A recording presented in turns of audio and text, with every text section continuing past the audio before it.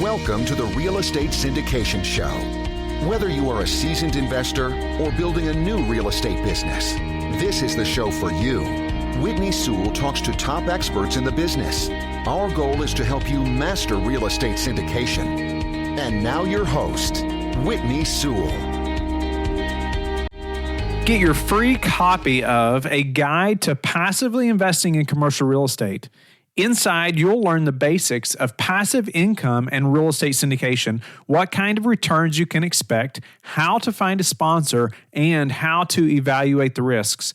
Download your copy in the show notes or visit lifebridgecapital.com/invest better to start your investment journey.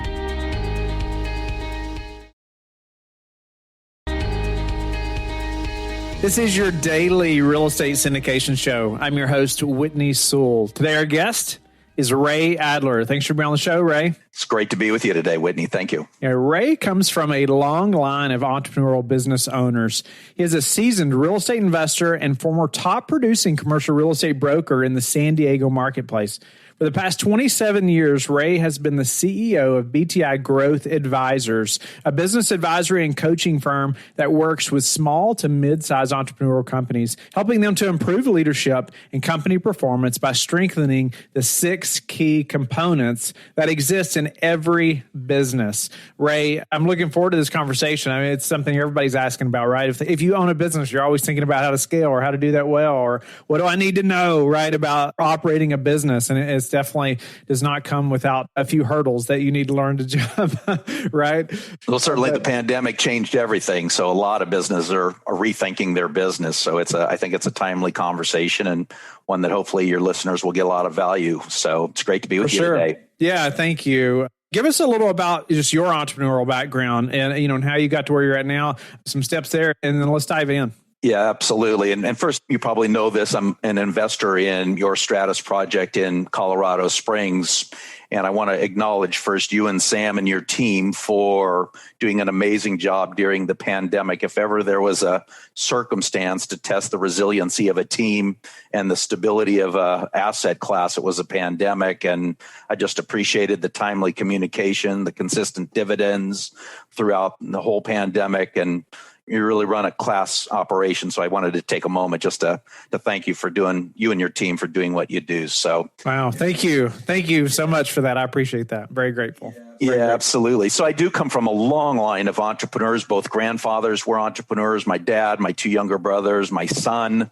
You heard a little bit. I spent a decade in the commercial real estate industry. And as much as I love closing commercial real estate transactions, I learned that I really had a love and a passion for mentoring newer commercial real estate agents, to helping them to be successful, develop the habits of thought, of behavior, to really help them excel more quickly. And when the market turned in the early 90s, I'm dating myself a little bit, but I decided to start a consulting, coaching, and training firm, and have worked with lots of different companies in a lot of different industries. And while I've worked with some very large companies like Kaiser, Toyota, and Farmers Insurance and Bank of America, the vast majority of my clients have been small to mid-size entrepreneurs who had a dream, had a vision, had a passion to create something for the greater good of mankind or whatever. And so I just have learned a lot about the highs and lows of running an entrepreneurial business. So that's it. Yeah, just a little bit of my background. Nice. So it's neat to have a family history of some entrepreneurs. I'm sure just growing up in that family, you probably learned a lot. Anything specifically you could share with us that you learned from your father, grandfather, anything that really stands out to you? Well, I had some really, really interesting grandfathers. My father was wonderful. So on my dad's side, my father, I'm Raymond C. Adler III. My grandfather was Raymond C. Adler I, and he had a chain of department stores called Adler's.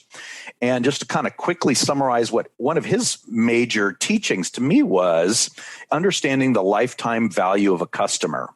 And he used to say that a single customer is incredibly important. And yeah, you may make a small sale today, but a lot of small sales over years and decades is incredibly valuable. And to do whatever you had to do, to even if it meant taking a loss on a return item or something like that, that it was worth it in the long haul, because he really understood just how valuable a single customer was. And on my mom's side, very, very interesting. His name was Bert Weil, and he was an inventor. And the ambulance cots today that we see when the wheels roll up into the back of the ambulance, my grandfather invented and patented that design.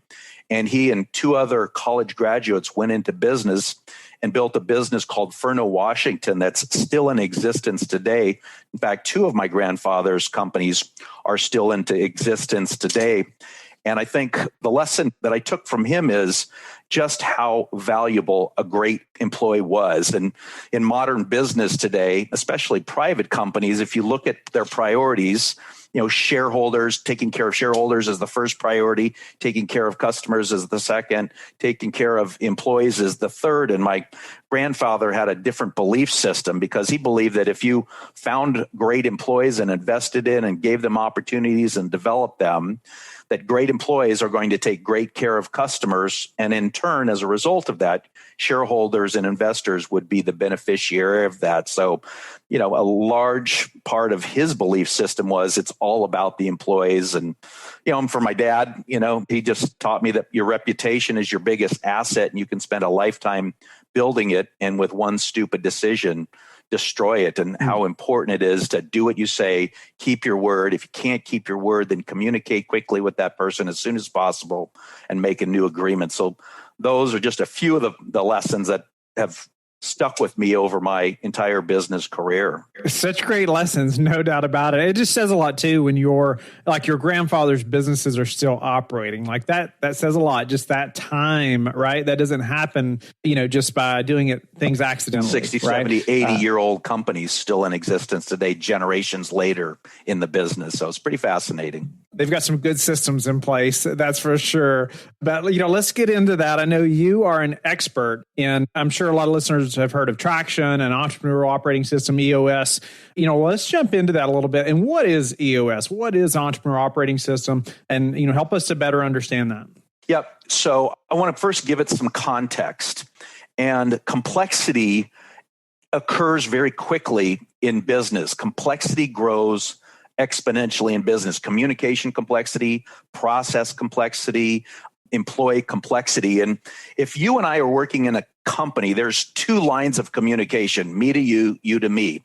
Well, if we bring in Sam into our company, we've now increased by 50% the number of employees in this company, but the communication complexity has increased by 200%. Now, if we bring a fourth person into our company, the number of employees has increased by 100%, but the communication complexity has increased by 500%. And so complexity grows very quickly in a business. And what my goal today is to help your listeners to think differently about their business and the different components in their business so that they can strengthen these components and help to streamline them. So EOS, as you mentioned, it stands for Entrepreneurial Operating System, and it's a proven system and practical set of tools that help leadership teams get more of what they want from their businesses by reducing the complexities that impact growth and profitability in the customer experience.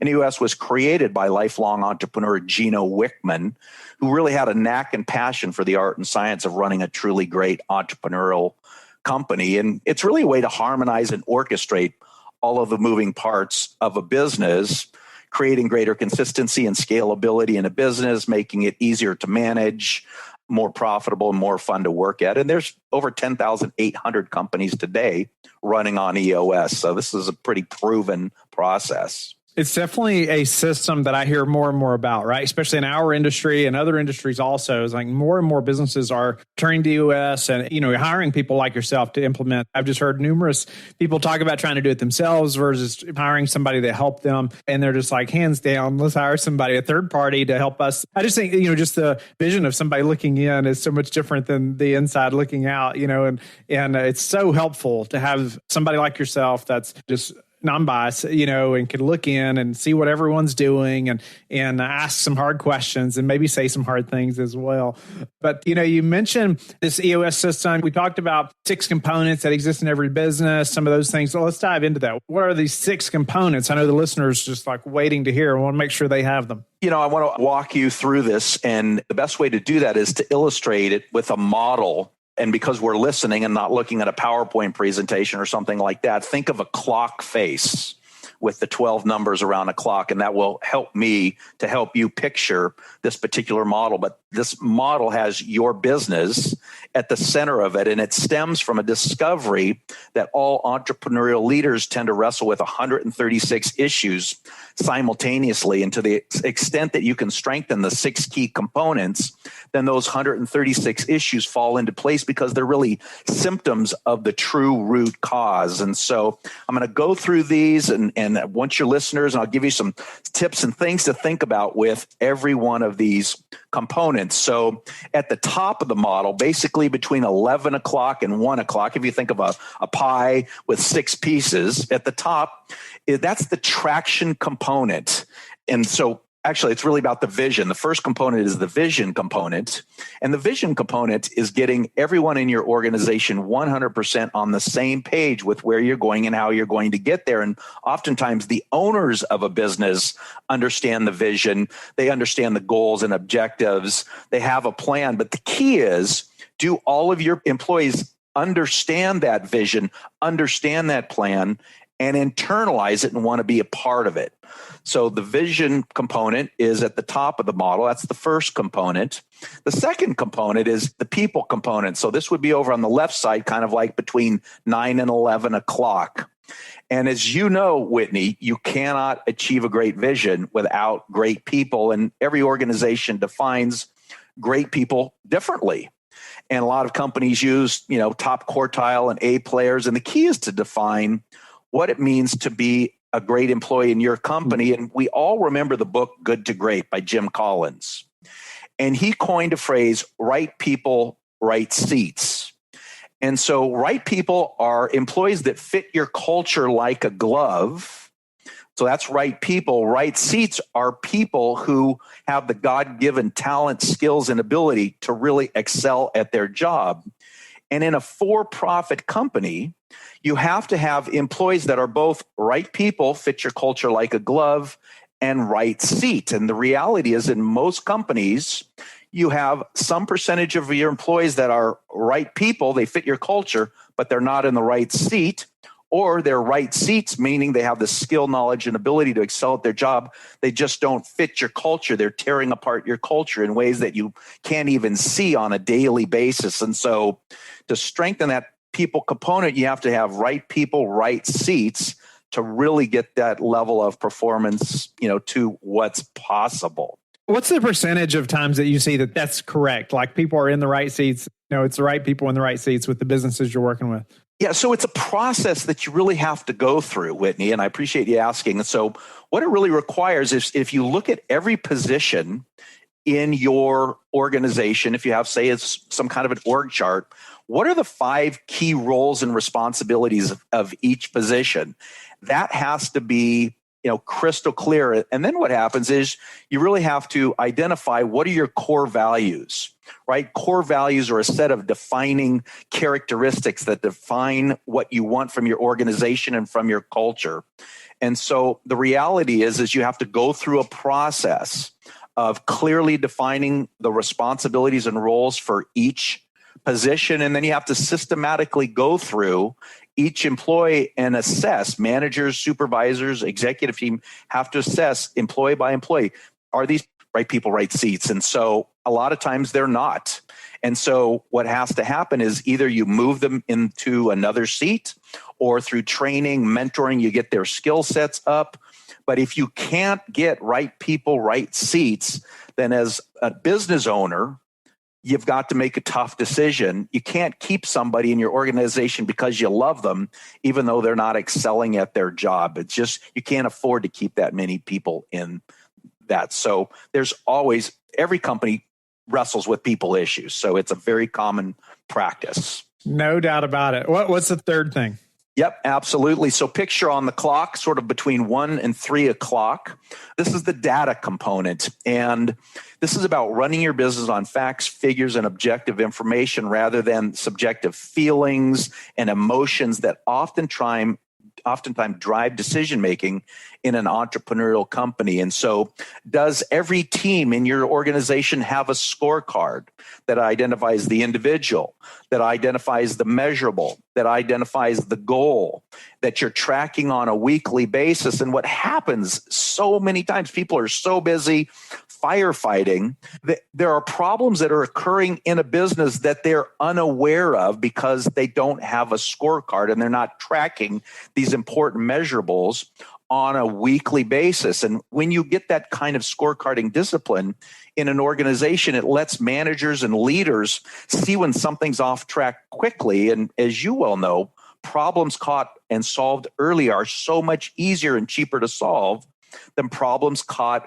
1 or 2 quarters downstream. And so that data component is just really getting clear on the key metrics that assure you that your business is performing where it needs to on its way to achieving your 1 year, 3 year, 10-year goals. If you're not tracking it, there's no way to know if you're improving, right? Or where you're failing. And I find it hard sometimes to figure out what to track. Like what's the best, like not just be overwhelmed with things to track, right? Like what are the most important things to track? A couple tips towards that, Ray? Well, that's one of the things that we arrive at, and it could be sales, it could be customer service, it could be turnover of some sort, it could be expenses. There's lots of things.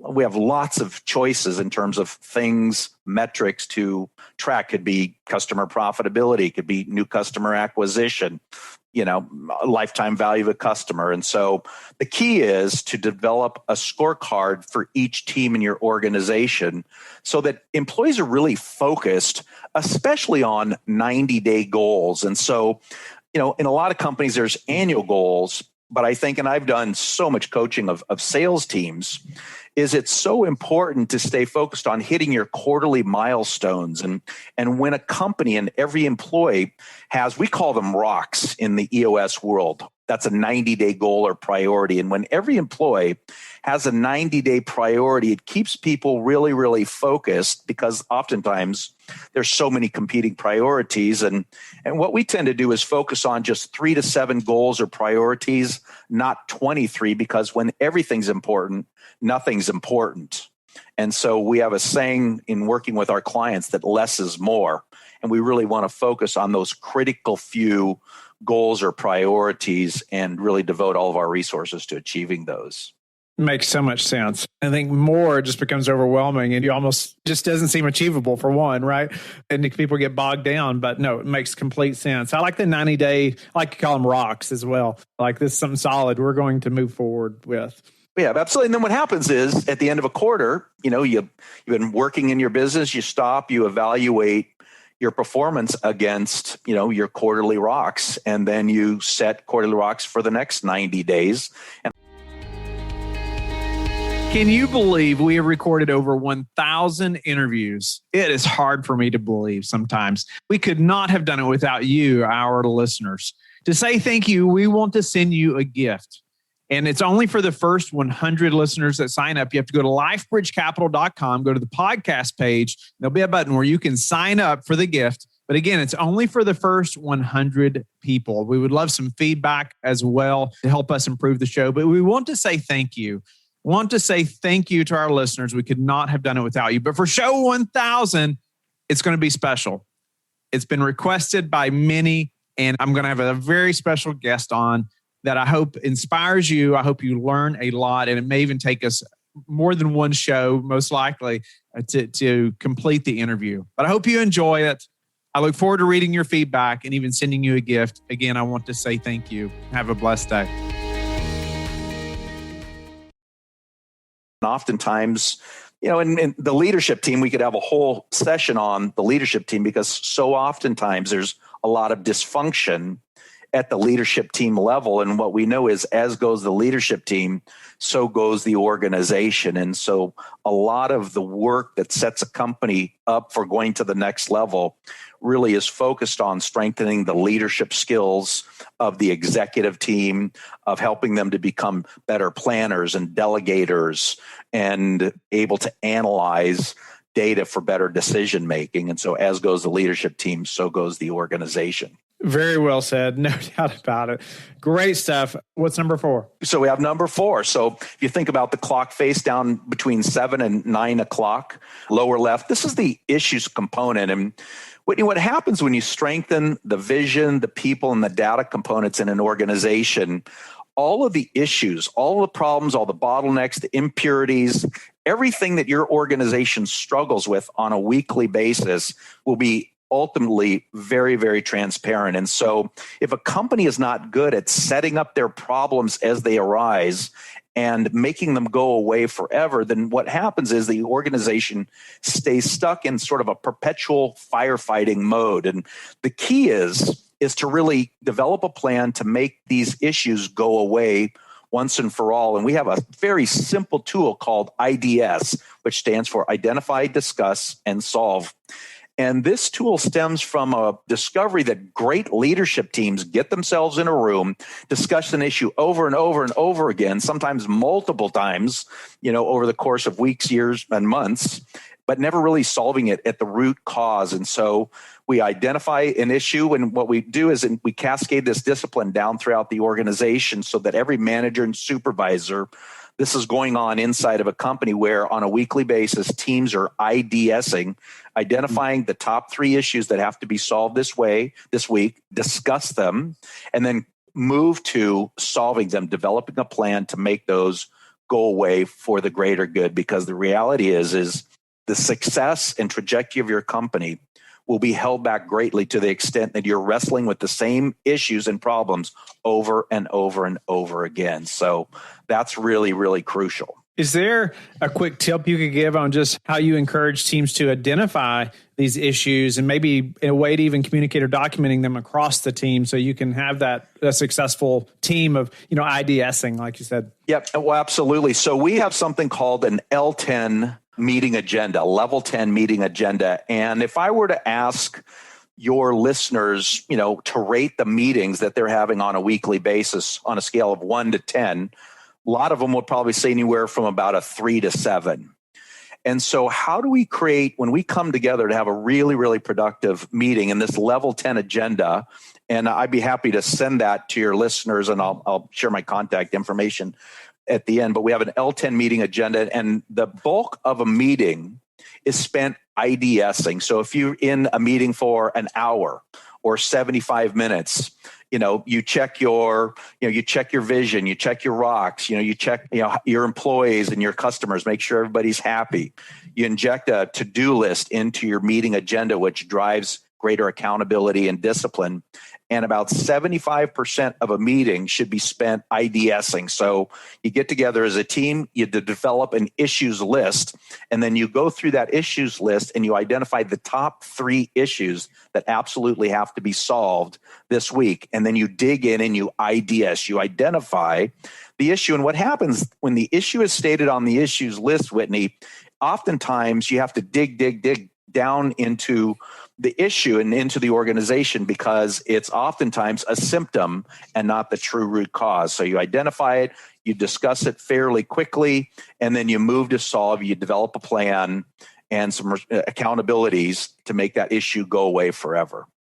So that's what it looks like to improve in the issues component. No, that's a great thought right there, too. Like thinking through those issues. I guess if you kept listing them, you're going to probably find out that many of them are related. And there may be another issue that comes out that's really the cause of many of the others that you thought were issues. Is that accurate? Well, it's accurate. And imagine in an organization, if every team on a weekly basis was IDSing issues. And so what happens is you cascade this culture of problem solving into the organization so that wherever you are, you have teams of people, employees, solving issues and making them go away once and for all. So, yep. No, that's awesome. You talk about teams IDSing. Is that something that, say, teams can typically do? Then maybe they know there's certain issues that they need to bring like to management or above them or something like that, or maybe they know there's certain issues they can take care of. I assume that's set by the management. How do you normally see that? Yep. So we call it a meeting pulse, and different teams are in different meeting pulses. Some teams meet once a month. Some teams meet every other week. Some teams meet weekly. And so what happens is issues can also flow up to the executive team so that they can IDS, and sometimes issues can be dealt with at the particular supervisory or managerial level. So it all depends, but those issues can flow up to the executive team. And it's powerful because you're solving issues, making them go away for good. No, that's awesome. And unfortunately, I wish we could stay longer on each of these points, but we're going to have to move on to number 5. Simply, so the fifth key component, and this is sort of at number 3 and 5 on the clock face, is strengthening the process component. And this is just getting all the most important stuff done in your business the right way, the best way, all the time. And it creates consistency and scalability in your business, makes the business easier to manage, more profitable, and more fun. And that really brings us to the sixth key component, which is the traction component. And traction is at the bottom of the model. So vision is at the top of the model, traction's at the bottom of the model, because if you can't bring your vision down to the ground and execute on that vision day in and day out, then execution, vision without traction is hallucination.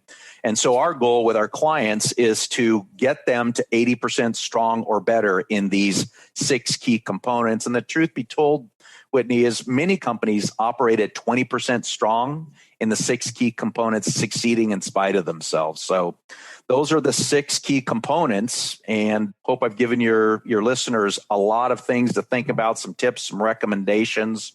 And certainly I'm available. I'd love to share whatever tools, are necessary. I'd love to share them with your listeners. Yeah. I wanted to ask you, what was the name of number 5 again? I didn't get that. Yeah, it was down. a process component. Yep. Okay. And so every business has 6 to 10 core processes that it runs on. So there's an HR process, there's a marketing process, there's a sales process, there's operational processes, there's a finance process, customer service process.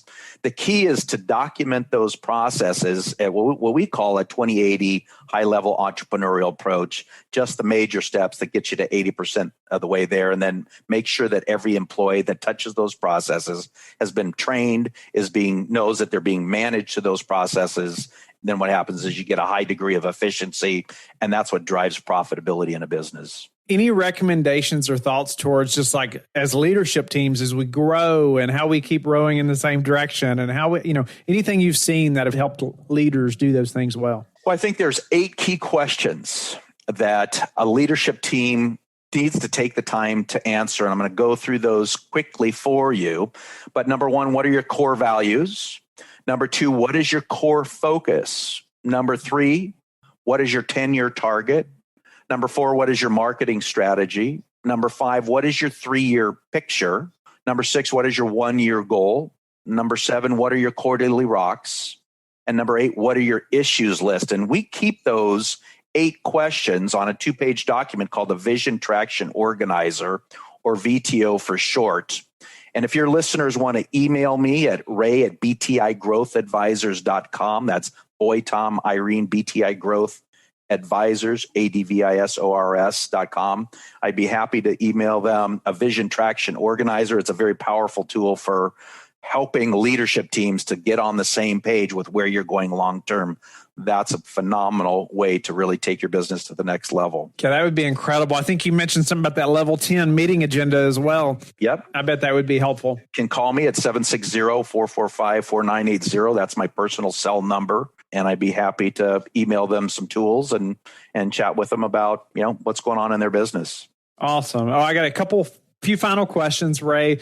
Any daily habits, Ray, that you have that you are disciplined about that have helped you achieve success? I appreciate you asking. We live in such a noisy world, and I like to meditate. I believe that I'm connected to a higher power, and it is through quieting my mind that enables me to tap into that intuition and to ground myself. And so that's really powerful. I like reading books. I make reading books a consistent part.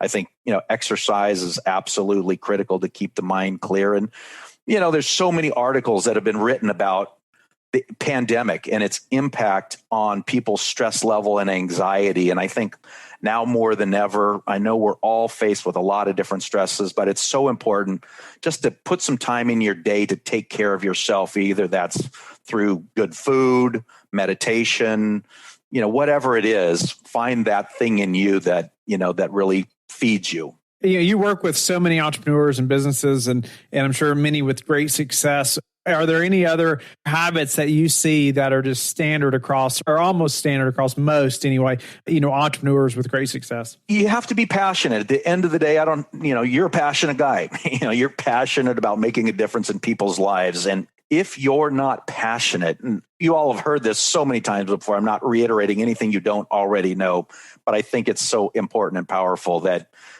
we're only on this planet for a short time. And I don't believe we're here just to make a living. I believe that we're here to make a difference, that each of us came here with a purpose to contribute something to the planet.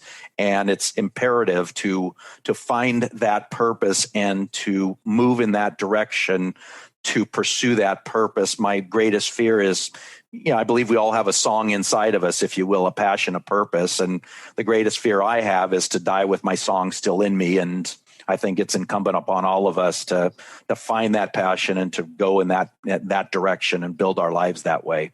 What's the number one thing that's contributed to your success? I love the saying by Gandhi, which is to be the change you want to see in the world. And it's so simple. And my belief is that the world needs more love, compassion, and understanding and forgiveness. And it's a simple mantra: be the change you want to see in the world, especially with the division we have in our country today. As I just believe that the world needs more love and compassion and forgiveness and understanding, and that we can heal many things by doing that. So I would just ask your listeners to be the change. Think of the change they want to see in the world. And to be that, demonstrate those behaviors on a daily basis. That's what each of us can do to help bring the country together and heal the divide that we're all experiencing. Ray, how do you like to give back? Well, I give back. I donate to charity. I donate my time. I'll help anybody. Might consult with a lot of people that never hire me. And I share my tools and my gifts. And, some hire me and some don't, but I believe in karma. I believe that what goes around comes around. And I know that as I give, I receive. And so I just look at every day as an opportunity. Even when I'm in the grocery store and it says, and you're paying your bill and it says, do you want to donate $5 to some charity? I 100% of the time always donate. Just little things make a big difference. Sure. Ray, so grateful for your time and how you've given back to us today. I think no matter who's listening, if they have a business, they've gained a lot of value from just what you've shared, in 20 or 30 minutes with us today. I mean, the 6 key components alone, just thinking through some of those things, it's just crucial for, like it says, in any business. And so if we're doing nothing but just improving these 6 things and thinking through, we're going to have a better business tomorrow for sure. Ray, again, tell the listeners how they can get in touch with you and learn more about you. Yep, Ray Adler at www.btigrowthadvisors.com. Email Ray, R-A-Y, at btigrowthadvisors.com. My cell number is 760-445-4980. And I'd love to share my tools with you, whether you hire me or not. I don't care. I just love to help you achieve your entrepreneurial dreams. And Whitney, thank you so much to you and Sam for all you do for investors like us. Appreciate it. Thank you for listening to the Real Estate Syndication Show, brought to you by LifeBridge Capital. LifeBridge Capital works with investors nationwide to invest in real estate, while also donating 50% of its profits to assist parents who are committing to adoption. LifeBridge Capital, making a difference, one investor and one child at a time. Connect online at www.lifebridgecapital.com for free material and videos to further your success.